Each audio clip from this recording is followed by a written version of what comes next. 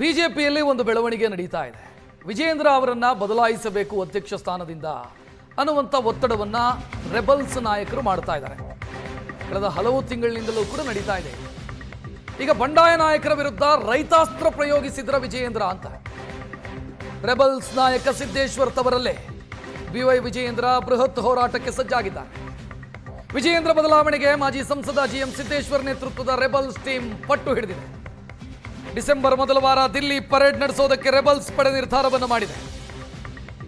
High command ಭೇಟಿಯಾಗಿ ಅಧ್ಯಕ್ಷರ ಬದಲಾವಣೆಯ ಹಕ್ಕೊತ್ತಾಯ ಮಂಡಿಸೋದಕ್ಕೆ, ಒತ್ತಡ ಹಾಕೋದಕ್ಕೆ ಯೋಚನೆಯನ್ನು ಅವರು ಮಾಡಿದರೆ, ರೈತ ಹೋರಾಟದ ಮೂಲಕ ಕೌಂಟರ್ ಕೊಡೋದಕ್ಕೆ ವಿಜಯೇಂದ್ರ ಅವರು ಯೋಚಿಸಿದ್ದಾರೆ. ಮೆಕ್ಕೆಜೋಳ ಖರೀದಿ ಕೇಂದ್ರ ತೆರೆಯುವಂತೆ ದಾವಣಗೆರೆಯಲ್ಲಿ ರೈತರ ಹೋರಾಟವನ್ನು ಹಮ್ಮಿಕೊಳ್ಳುವಂತ ಯೋಚನೆ ಇವತ್ತು ವಿಜಯೇಂದ್ರ ಅಖಾಡಕ್ಕಿಳಿತಾ ಇದ್ದಾರೆ. ಇವತ್ತು ದಾವಣಗೆರೆಯಲ್ಲಿ ಬಿವೈ ವಿಜಯೇಂದ್ರ ನೇತೃತ್ವದಲ್ಲಿ ಬೃಹತ್ ಹೋರಾಟ ನಡೆಯುತ್ತೆ. ದಾವಣಗೆರೆಯ BR ಅಂಬೇಡ್ಕರ್ ವೃತ್ತದಿಂದ ಪ್ರತಿಭಟನಾ ಮೆರವಣಿಗೆ ನಡೆಯೋದಕ್ಕಿದೆ. ಕೇಂದ್ರದ ಮಾಜಿ ಸಚಿವ ಜಿಎಂ ಸಿದ್ದೇಶ್ವರ್ ಅವರ ತವರಲ್ಲೇ ಮತ್ತು ವಿಜಯೇಂದ್ರ ಅವರ ಬದಲಾವಣೆಗೆ ಪಣ ತೊಟ್ಟಿರುವಂತ ಸಿದ್ದೇಶ್ವರ್ ಅವರ ತವರಲ್ಲೇ ವಿಜಯೇಂದ್ರ ಈ ಬೃಹತ್ ಪ್ರತಿಭಟನೆಯನ್ನು ಹಮ್ಮಿಕೊಂಡಿದ್ದಾರೆ. ಹಿಂದೆ ಬೆಳಗಾವಿಯಲ್ಲಿ ಕಬ್ಬು ಬೆಳೆಗಾರರ ಪ್ರತಿಭಟನೆಯಲ್ಲೂ ವಿಜಯೇಂದ್ರ ಭಾಗವಹಿಸಿದ್ರು. ಇದೀಗ ದಾವಣಗೆರೆಯ ಮೆಕ್ಕೆಜೋಳ ಬೆಳೆಗಾರರ ಪ್ರತಿಭಟನೆಯಲ್ಲೂ ಕೂಡ ಭಾಗಿಯಾಗ್ತಾ ಇದ್ದಾರೆ.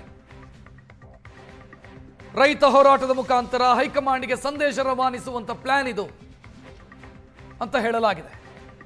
ಮೆಕ್ಕೆಜೋಳ ಖರೀದಿ ಕೇಂದ್ರ ತೆರೀಬೇಕು ಅಂತ ಹಲವು ದಿನಗಳಿಂದ ರೈತರು ಹೋರಾಟ ಮಾಡ್ತಾ ಇದ್ದಾರೆ, ಪ್ರತಿಭಟನೆಗಳನ್ನು ಮಾಡ್ತಾ ಇದ್ದಾರೆ, ಬಂದ್ಗೆ ಕರೆ ಕೊಟ್ಟಿದ್ದಾರೆ.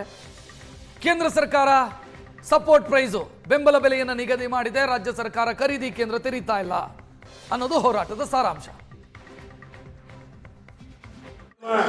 ಯಾರು ಮಾತಾಡ್ತಾ ದಾರಿಯಲ್ಲಿ ಬಿದ್ದಿಲ್ಲ ಅದಕ್ಕೆ ಉತ್ತರ ಕೊಡೋಕೆ ನಾನು ಸಿದ್ಧವಿಲ್ಲ. ವಿಜಯೇಂದ್ರ ರಾಜ್ಯದ ಅಧ್ಯಕ್ಷರು ಉಚ್ಚಾಟದ ಯಾರು ಪಕ್ಷದ ಉಚ್ಚಾಟಕರಾಗಿದ್ದಾರೆ. ನಮ್ಮ ಭಾರತೀಯ ಜನತಾ ಪಾರ್ಟಿ ಬಗ್ಗೆ ವಿಜಯೇಂದ್ರ ಬಗ್ಗೆ ಮಾತಾಡೋ ನೈತಿಕ ಹಕ್ಕಿಲ್ಲ. ಅವರು ಉಚ್ಚಾಟನೆ ಆದರು, ಅವರು ವೈಯಕ್ತಿಕ ನನಗೆ ಬೇಡ. ಅವ್ರ ಪಕ್ಷ ಕಟ್ತಾರೋ, JCB ಚಿಹ್ನೆ ತಗೊಂತಾರೋ, 224 ವಿಧಾನಸಭಾ ಕ್ಷೇತ್ರಕ್ಕೆ ಕ್ಯಾಂಡಿಡೇಟ್ ಆಗ್ತಾರೋ, ಹಾಕಿ ಸಂತೋಷ. ರಾಜ್ಯದ ಜನ ಭಾರತೀಯ ಜನತಾ ಪಾರ್ಟಿ ಆಯ್ಕೆ. ಇಲ್ಲಿ ಆಲ್ಟರ್ನೇಟಿವ್ ಯಾವುದು? BJP. ಯಾಕಂದ್ರೆ ಹಿಂದೆ ನಮ್ಮ ಸರ್ಕಾರದ ಒಳ್ಳೆ ಕೆಲಸ ಮಾಡಿದ್ವಿ ಯಡಿಯೂರಪ್ಪನವರು.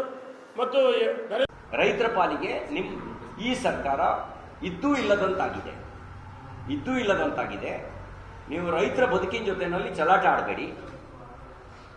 ತಕ್ಷಣ ಖರೀದಿ ಕೇಂದ್ರ ತೆರೀರಿ. ನಿಮಗೆ ನೀವೇ ಮಾಡಿದ ಆದೇಶವನ್ನು ಅನುಷ್ಠಾನಗೊಳಿಸುವ ಸಾಮರ್ಥ್ಯ ಇಲ್ಲದೆ ಇದ್ರೆ ಕುರ್ಚಿಗೆ ಯಾಕೆ ಜಗಳ ಆಡ್ತೀರಿ? ಕುರ್ಚಿ ಮೇಲೆ ಕೂತೇನು ಪ್ರಯೋಜನ? ನೀವೇ FRP ನಿಗದಿ ಮಾಡಿದ್ರಿ, ಕೇಂದ್ರ ಸರ್ಕಾರಕ್ಕಿಂತ 200 ರೂಪಾಯಿ ಕಡಿಮೆ ನಿಗದಿ ಮಾಡಿದ್ರಿ.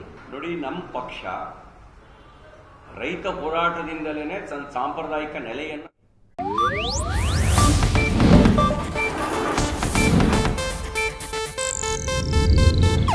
ಇದು ಏಷ್ಯಾನೆಟ್ ನ್ಯೂಸ್ ನೆಟ್ವರ್ಕ್ ಪ್ರಸ್ತುತಿ.